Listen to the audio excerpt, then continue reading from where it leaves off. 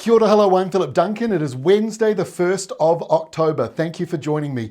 Let's take a look at the satellite map, showing a fair bit of cloud around the country today. We've got a cold front moving up the South Island. You've probably felt that if you live in the lower half of the South Island in particular, at least when we had recorded this. Low pressure around Tasmania, sparking rain and thunderstorms over towards them, but high pressure north of New Zealand, keeping the weather dry, the skies clear, and it's doing a similar job up around the tropical islands as well. Apart from a few showers passing through, most of the energy well to the north and much of it out at sea.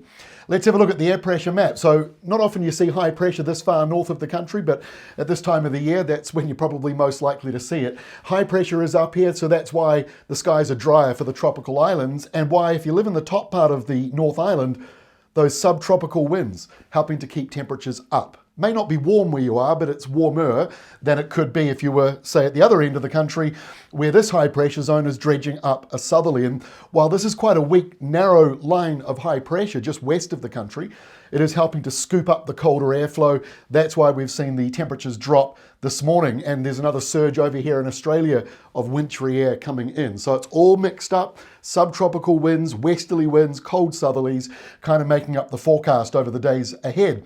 And so as that high, that weak one, drifts in a wee bit overnight tonight, that's why we see frosty weather following today's colder change. Doesn't really come into the North Island so much. There may be some light frosts around, but most of the frost risk is in the South Island.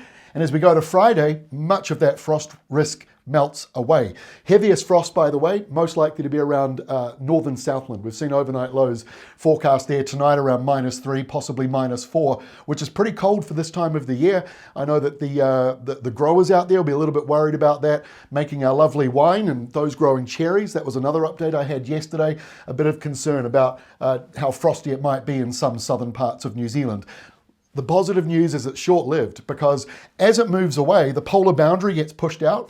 So even though you start off cold, by lunchtime, that polar airflow is moving away. Subtropical winds carry on for the North Island, or at least mild nor'westers out of Queensland. Either way, it's not a bad day temperature-wise. But as you get down to the South Island, it's not as warm, but it's warmer than it's been today as westerly winds arrive. And that obviously brings in some rain and cloud. That narrow area of high pressure basically just gets squeezed away. So there's a slight ridge coming down the eastern side of the country, but most of the energy is heading towards lower pressure thanks to that system in Australia. So by Friday, we're in between systems. There's a bit of high pressure out to our east, out to our west, there's a bit of low pressure. So we're sort of stuck in between the two systems. Friday's not a bad day overall, but there will be showers arriving at the top of the country, west to northwest winds in many parts of New Zealand, and they might even curve around more of a nor'easter in some parts of Canterbury as all of this system moves through. So the polar boundary, polar airflow is southwest of New Zealand and also southeast of us. We're in a little bubble here that is a slightly bit warmer than it's been. So as we go into the weekend, that low comes in from out of Australia, 987 hectopascals. It's fairly low air pressure, and that means that rain, showers, and maybe even a few thunderstorms are in the mix here, because you've got mild west to northwest winds for the South Island, and this narrow but polar injection of air being fed in to that low. And so it makes things a little more unstable when it's like that. Northeasterly winds likely coming through for parts of the South Island, maybe even the lower part of the North Island. But because low pressure is moving in, the winds are going to be variable. Low pressure also, when it moves into New Zealand, as it does here over the weekend, the placement of the low, the actual, center part of it matters, as does the air pressure, and then the exact placement of it. And all of that can move around a small amount, and that can break your forecasts. So rain might be forecast and doesn't arrive, or the other way around. And this is the reason why low pressure in the area. So just be aware of that. Keep up to date with the Met Service rain radar if rain matters to you over the weekend. And in the North Island here, as this all moves through, more of a southerly flow coming in on the back end of it. So that, again, could trigger a bit of instability around the North Island, while the South Island gets another injection of colder winds and airflows arriving here as we go into Sunday afternoon and evening. So we kick off next week, the first Monday of October. Welcome back to the windy Westerlies. I'm sure you missed them. They are returning a little more powerfully as we kick off next week.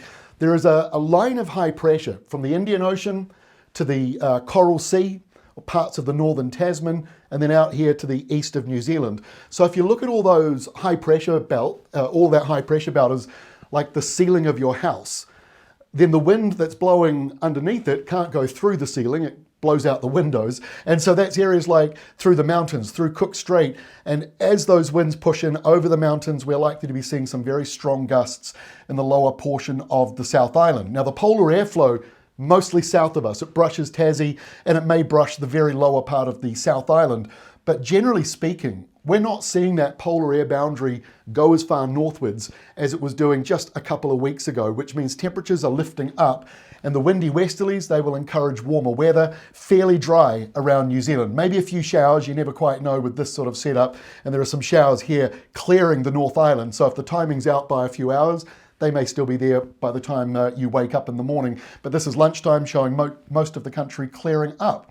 So as we go through next week, not a great deal of change. We've still got the ceiling up here, the high pressure belt, which limits how far that weather can go. So the lows sort of stay south of New Zealand, the highs north of us. This produces textbook spring weather, windy westerlies, and the polar boundary over Tassie and over parts of the South Island. So if you're in the North Island, even if you've got a southwesterly wind and a few showers, it shouldn't be too cold. Not as cold as it's been in previous weeks for the top part of the country. Even the top half of the South Island not really looking too bad, or Canterbury with that setup. But of course, the windy westerlies are going to dry out these eastern areas even further. And this takes us through to next week, 1 week from now, and we are seeing what looks like a bit of a stormy system. Now, yesterday's modelling has changed a wee bit to today's modelling, which means there's still not a huge amount of certainty about exactly how this will look. But put simply, it looks as though there's a fair bit of energy just south of us, high pressure just north of us, and that's going to put the squeeze on as this low here near the Auckland Islands pushes in, and it squeezes all the isobars up around Stewart Island, Foveaux Strait, really blowing a gale through that area. And then just further northwards, also windy west to northwesterlies. These could be gale or even damaging gales. And then lastly, the polar boundary coming further back in along with heavy rain, which turns as snow higher up. It might even affect the Alpine passes as we go into next week. So simply, the North Island is warm and windy with the westerlies blowing through.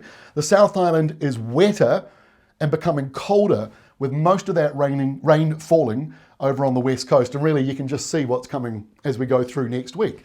So don't forget, our Climate Watch update is out today for the month of October. We're going to be talking more about what this means for New Zealand, these westerly winds, because basically it's going to dry areas out that are already drying out, like Hawke's Bay, parts of Wairarapa, Canterbury, Marlborough, the usual suspects in the east. And of course, if you live in the west coast, Taranaki, Waikato, Hauraki Plains, those areas are still going to see rain, and those are the places where people keep asking me to please turn the tap off. So we've got full information about that. That's in our Climate Watch video that is out later today. Thanks for joining me.